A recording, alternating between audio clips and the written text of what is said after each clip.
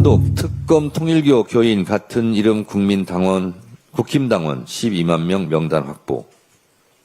국힘당원 명부 관리 DB업체 약 4시간 32분간 압수수색. 뉴스원 단독 기사 제목입니다. 이 기사가 정말 사실이라면 국민의힘은 헌법 제20조 제2항 국교는 인정되지 아니하며 종교와 정치는 분리된다는 헌법을 위반한 것입니다. 우리 헌법 제8조 4항 정당의 목적이나 활동이 민주적 기본질서에 위배될 때에는 정부는 헌법재판소에 그 해산을 제소할 수 있고 정당은 헌법재판소의 심판에 의하여 해산된다. 국민의힘은 제가 이미 여러 차례 위헌정당 해산 청구 대상이라고 말해왔습니다. 윤석열 내란 우두머리 피고인이 유죄가 확정되고 추경호 전 원내대표의 비상계엄 해제 표결방해 의혹이 내란 주요 임무 종사자로 구속 기소 유죄가 확정된다면, 그리고 그 밖에 국민의힘 구성원들이 내란 동조 혐의가 사실로 확정되면 국민의힘은 위헌정당 해산을 피할 길이 없어집니다. 여기에 대해 국민의힘이 통일교와 연루되었다는 것이 밝혀지면 통합진보당의 사례에 비추어 국민의힘은 10번, 100번 정당 해산을 피하지 못할 것입니다. 정당 해산 사유인 명백한 민주적 기본질서에 위배되는 행위이기 때문입니다. 국민의힘 대처가 궁금합니다. 그런데 말입니다. 송원석 의원은 언제까지 사과하지 않고 버티실 겁니까? 국회를 총과 군합발로 짓밟고 국회의원과 언론인, 판사를 납치 살해하려 했던 내란 숙의 윤석열에 대한 절연과 내란 동조에 대한 처절한 반성이 먼저입니다. 국힘은 정말 양심이 없습니다. 대통령 탄핵이라뇨. 번지수를 한참 잘못 짚었습니다. 내란에 침묵하고 법을 악용하여 상권 분립을 유린하고 내란 숙에 지키기에 급급하며 사법 독립을 진짜로 조지고 있는 조희대, 직위원 두엣부터 탄핵해야 합니다. 사법개혁이 완수되는 그날까지 민주당은 그 어떤 외압에도 결코 타협하지 않겠습니다. 오늘로 국회의 대정부 질문이 마무리됩니다. 민주당은 국민께 내란의 완전한 종식, 민생경제 회복, 사회 대개혁, 국가 정상화의 의지를 분명히 보여드리고 있습니다. 무조건적인 비난이나 원색적인 정치 공세가 아니라 국민께 신뢰와 희망을 드리는 책임 있는 국회를 보여드리고 있습니다. 경제, 사회, 안보 등 국민의 삶과 직결된 문제에 대한 현실적이고 실현 가능한 대안을 적극적으로 제시하고 있습니다. 의원들의 열정과 헌신 덕분에 일하는 국회, 생산적인 국회의 모습을 국민께 선보일 수 있었습니다. 수고해 주신 의원님들께 깊은 감사를 드립니다. 민주당은 앞으로도 국민과 함께 호흡하며 책임 있는 입법과 정책 추진에 최선을 다하겠습니다. 국민의 신뢰와 기대를 무겁게 받아들이고 체감할 수 있는 변화와 성과를 계속해서 만들어 가겠습니다. 거짓은 영원히 감출 수 없습니다. 이해할 수 없는 서울 양평 고속도로 노선 변경, 그 뒤에 숨겨졌던 추악한 진실이 하나하나 드러나고 있습니다. 특검 수사에서 국토교통부가 인수위원회 관심 사항이라며 용역사를 압박한 사실이 확인되었습니다. 국토부는 국민 세금이 투입되는 국책 사업을 윤석열, 김건희의 눈치를 보며 제멋대로 변경한 것입니다. 예비타당성 조사에서 정해진 원안을 뒤엎고 김건희 일가의 토지가 있는 지역으로 노선을 틀었습니다. 공권력을 개인과 가족의 사익 추구에 악용한 것으로 명백한 국정농단입니다. 작년 국정감사에서는 기가 막히는 상황이 연출되었습니다. 민주당 의원들의 질의와 질타가 장관부터 담당 공무원까지 용역사를 핑계대며 뻔뻔하게 거짓말로 일관했습니다. 윤석열과 김건희는 말할 필요조차 없습니다. 특검은 김건희 국정농단의 진상을 한 점 의혹 없이 철저하게 규명해야 합니다. 국회와 국민을 우롱한 국토부의 국정농단 가담자들에게는 반드시 합당한 법적 책임을 물어야 합니다. 민주당은 김건희 국정농단 진실이 끝까지 밝혀지고 책임 있는 자들이 법 앞에 단죄받을 때까지 멈추지 않겠습니다. 사법부의 독립은 법원의 과오를 숨기기 위한 가치가 아닙니다. 곽상도 아들의 퇴직금 50억 수령이 무죄라고 선고해놓고 비판으로부터 자유로울 보호장치가 아닙니다. 나경원 등의 국회 패스트트랙 방해행위 1심 재판을 6년이나 끌고도 비판받지 않을 특권을 주는 방패가 아닙니다. 사법개혁은 검찰개혁과 함께 매듭지어야 합니다. 법원을 이끄는 엘리트 집단을 민주적으로 통제하지 못한다면 언제든지 반헌법적 판결이 되풀이될 수 있습니다. 조국혁신당은 조희대 없는 대법원, 직위원 없는 재판부를 만들겠습니다. 첫째, 대선 후보를 제거하려 한 조희대 대법원 전합의체 판결에 대한 특검이 필요합니다. 그 전이라도 공수처는 고발받은 사건을 철저히 수사해야 합니다. 내란 이후 법원이 내란에 협조했는지 여부를 밝히는 결정적 증거가 이 판결 뒤에 숨어 있을지도 모릅니다. 대법원의 유례없는 대선 개입을 이대로 덮고 갈 수는 없습니다. 둘째, 조희대 대법원장은 지금이라도 국민 앞에 해명하고 사과해야 합니다. 그리고 스스로 거취를 고민하는 것이 맞습니다.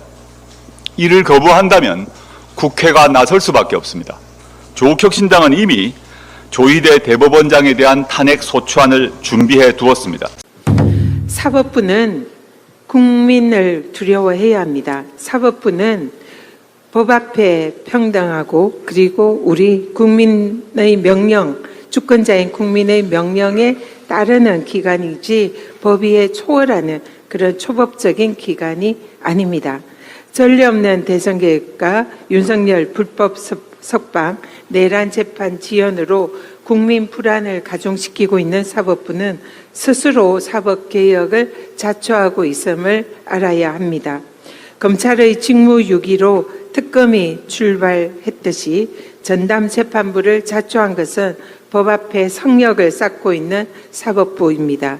조희대 대법원장이 윤석열의 파면 직후에 부적절한 오찬 모임을 가졌다라는 의혹이 제기가 되었습니다. 그 자리에서 이재명 전 대표가 대법원에 그 사건이 올라오면 대법원에서 알아서 처리하겠다라는 믿지 못할 발언을 했다 합니다.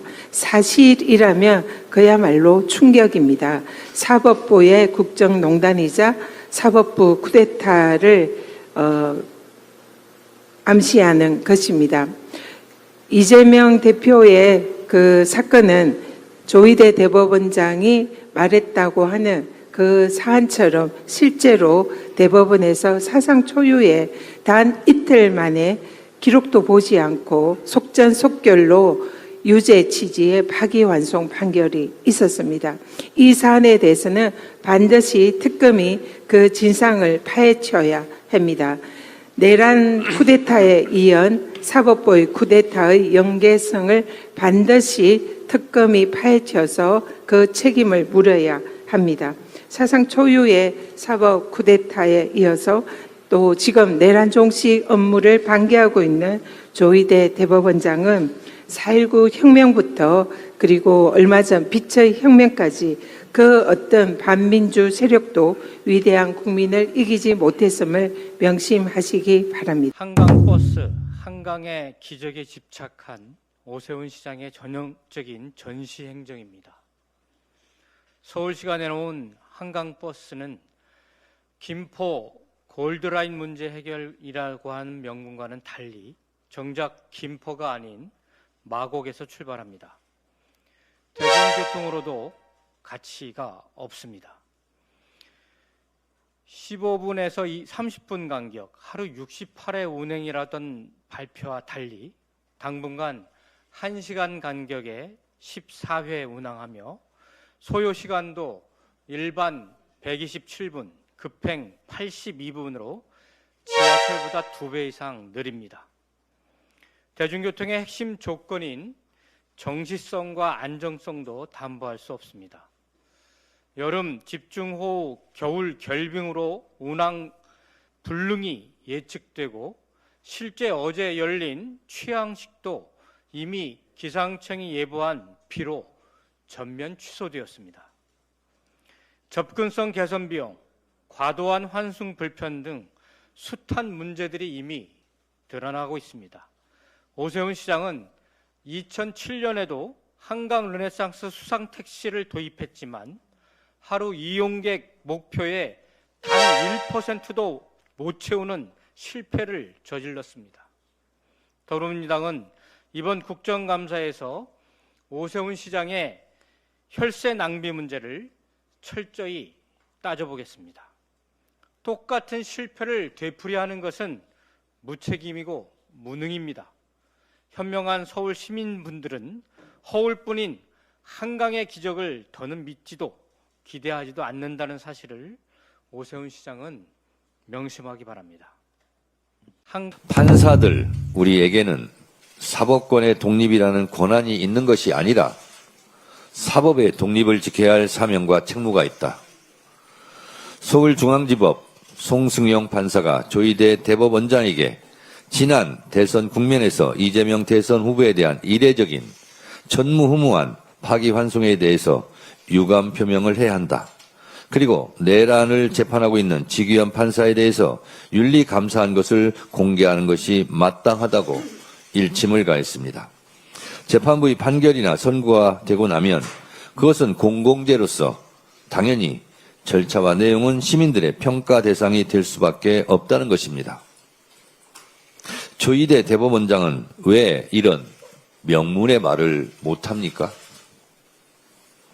송승용 판사가 말하고 있듯 왜 그때 그렇게 이재명 후보의 선거법 파기환송을 번개꿀에 콩 고먹듯이 빨리 해야 했는지, 지금도 같은 생각인지 입장을 밝혀야 한다고 생각합니다. 이 외에도 몇몇 법관들이 소신 있는 목소리를 내고 있습니다. 판사 내부 구성원들이 주장에 귀 기울이시기 바랍니다. 민주당의 법안 발의와는 별도로 내란 사건 재판을 맡고 있는 형사 합의 25부의 법관 증언과 일반 사건 재배당을 검토하겠다고 뒤늦게 말하고 있습니다. 조희대 대법원장에게 묻습니다. 왜 진작 내란정당 재판부를 만들지 않았습니까? 왜 진작 내란을 전담하는 재판부를 만들지 않았습니까? 이제 와서 찔끔 한 명 증언하고 일반 사건을 재배당한다고 면피가 가능하겠습니까? 이미 시간이 늦었습니다.